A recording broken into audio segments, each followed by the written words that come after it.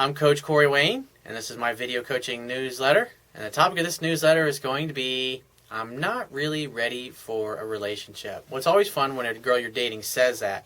And so when a girl starts saying things like that to you and you're dating her, she's basically telling you that you're moving things too fast and you're trying to force things and force her to move along and be more emotionally into you than she's ready to be. Because you got to remember, women are emotional beings and they fall in love slowly over time. And if you start trying to rush the process, that's when they start saying things like, I'm not ready for a relationship, or things are moving real fast, or we need to slow down, or this is becoming too much like a relationship. Those are all warning signs that you're pushing too hard, too fast. You're probably spending too much time together. You're probably pursuing her too much. You're doing too much. You're chasing her too much. And so that's a sign you need to fucking chill the fuck out and relax. So I've got an email here from a viewer, and he says, Hey, Corey, I love your website and your YouTube videos. I think it's great that you're reaching out to help people, and I just purchased your book also. Awesome, man. I appreciate that. He says, my situation is this. 2 months ago, I started dating this girl, and she's a single mother of 3 who was divorced 3 years ago. I asked her out at a party, and she said yes. On the second date, I kissed her goodnight, and I could tell she was unsure. How come not the first date, dude? It's always best to go for it on the first date, because the longer you hesitate, the more you communicate that you're unsure of yourself, especially when you're just learning this stuff for the first time.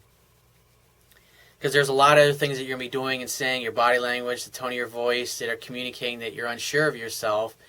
And when you wait to go for the kiss, when you've been acting unsure of yourself the whole time you're on the date, with usually without even realizing it, and then you wait to go for the kiss until the second date, that can cause her to perceive you as being weak and make her go, he's not. Especially the lower you are on a scale of 1 to 10, I should say the closer you are to a 5 or a 4 as far as attractiveness, the lower you are in her range, in her eyes, the harder it's going to be and the less enthusiastic she's going to be about spending time with you. But the higher her interest to start out with, the more she's going to make an effort. The less, the more excited she's going to be when you kiss her, that kind of thing. And the more she's going to kiss back, the more passionate she's going to be, the quicker you're going to be able to get in her pants, that kind of thing. So he says, this continued for the next few dates, but she always said yes to the date and made time for me. After the first month, she seemed to loosen up a bit, and the kissing became more natural, and she started to kiss me back. Well, it's always fun when you kiss a girl, and you kiss her lips, and it's like a fucking dead fish. But you should pay attention to those things if she's not really making an effort. He says, the last 2 dates we had, I went to her house, and she initiated the physical contact and kissing. The last date, she was sitting in my lap, and we were making out for an hour. How come you didn't have sex?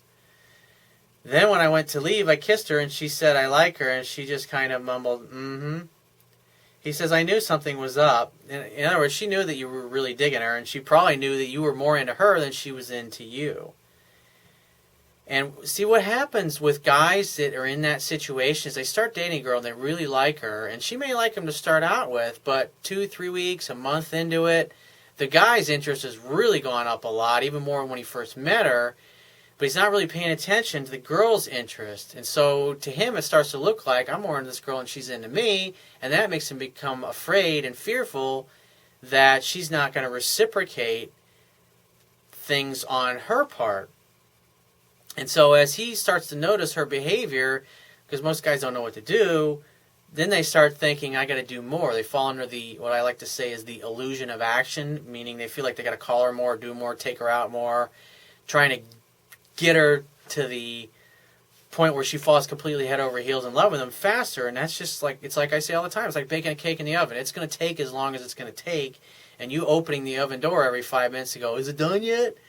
Is only going to deflate the sexual tension and take it longer, or you might even ruin it altogether, which is what a lot of guys end up doing. How do I know? Because that's what a lot of them write to me about. It's like the guys that come to me, it's not because things are going well in their life, it's because things are fucked up.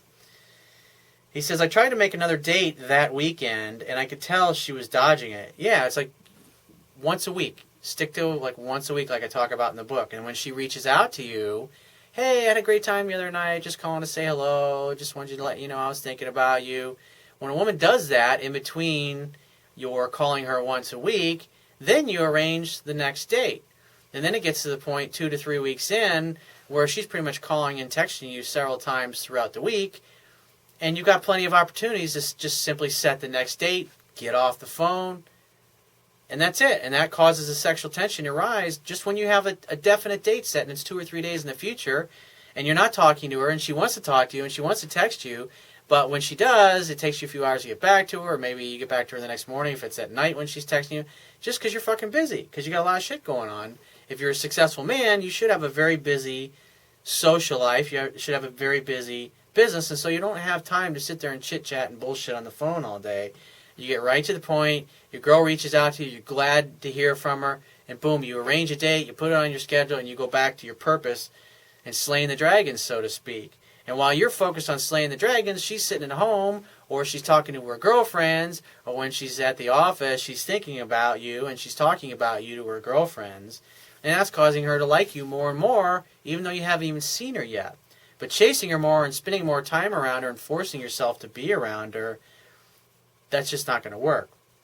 So he says, well, eventually she calls, and we have a long conversation where she apologized to me and says that she freaked out because I was getting serious and that she realizes she's just not ready for a relationship yet. She told me all it tells me is you were rushing things too fast, and so that's why she's backing up.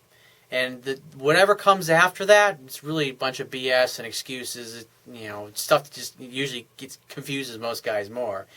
But here's the stuff that she says. She says she told me her last relationship ended 3 months before, and she said that her kids took it extremely hard, and it broke her heart to see them upset. Sure, totally understandable, but it has nothing to do with you. It has everything to do with the fact that, actually, it has nothing to do with her so much. It has everything to do with you and how you're showing up, and you're trying to force things. You're rushing too fast. You're trying to act too much like a boyfriend, and it's obvious to her through your body language and your physiology that you're really digging her. And when a woman sees that you're just like gonzo, you're like dopey, you're like fucking Gumby around her, and she doesn't feel that way, it causes her to back up, because then she realizes, wow, this guy wants more from me. He wants a relationship. He's getting real serious.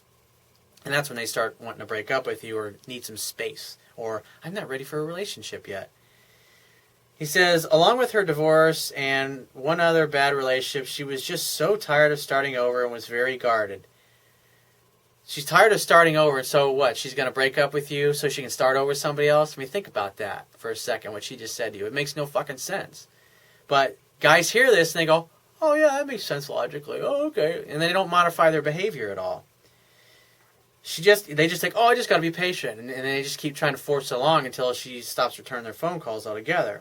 He says she kept saying how much she cared for me, was attracted to me, and was sorry, but she just knew she wasn't ready for something yet. At the same time, she was questioning if she's being stupid because I was so good to her. My question is, do I just turn and walk away from her forever, or do I still have a chance to make this work? She's one of the nicest, most caring people I have ever met, and really feel I could have a wonderful relationship with her. Do I break off contact completely? And if she gets a hold of me, or what? What should I do? So I don't see what the big deal is. And when she brought up all this stuff, you should have been prepared and just said, you're complicating. It's like, I would have just said, hey, you're great and everything, and I appreciate you sharing this with me, but let's not complicate things. Let's not talk about a relationship or boyfriend, girlfriend, or any of that stuff. It's like you just totally flipped the script on her. When she starts talking about these things because you've rushed it too fast, what you want to do is you basically want to communicate to her, like, huh? What? In a way where she goes, oh, okay, well, he's not trying to rush me. Oh, okay, well, I feel so more relaxed. I feel so much better. Okay, I don't feel any pressure anymore. That's what you want to communicate to her. And so when she starts bringing this stuff up, and you've done it, and it's because of your actions and your over-eagerness that's caused her to be in this place, but you simply respond to her and you just say, hey, let's not complicate things. I just want to continue hanging out and having a good time together. Let's not worry about relationship, boyfriend, girlfriend, what we are to each other, commitments, or any of that stuff. Let's just focus on what we've been doing, which is having a good time together, and we'll let the relationship stuff just work itself out over time. Does that sound good? Yeah, that's great. I feel so much better. I'm so glad we talked. That's usually what she'd say when you respond that way, because then she'll feel a little silly. She'll think, oh, okay. I guess I was misunderstanding you. It just seemed like you want a relationship. It's like, it may evolve into that someday, and that'd be great, but I just want to have fun and not complicate things and not worry about it. because that just creates and brings in a lot of unnecessary drama. And just like you said, you just got out of a relationship and blah, blah, blah, and your kids and this and that. It's like, so let's not worry about all that stuff. Let's just have a good time together and just see what happens.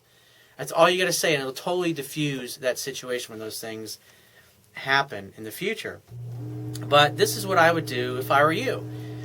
Wait a week. If you don't hear from her, call her. Try to set a definite date. If she won't set a definite date, or she's like, I'm not sure, give me a call, or I got to check my schedule, just say, okay, well, when you figure it out, give me a call. And then you got to wait to hear from her. And when she does reach out to you, set the definite date. If she won't set the definite date, then just withdraw the offer, telling her, hey, give me a call when you figure it out, and we'll set something up. And so what I want you to do is, if after a week you don't hear from her, you call her, you try to set a date, and she won't do it, then wait a week.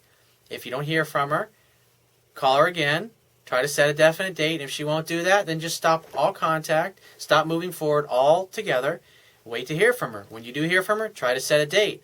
And and don't call her, don't reach out to her at all. You're only going to reach out to her only if she's reached out to you first and respond to her contact. And then when she's reached out to you first, same thing.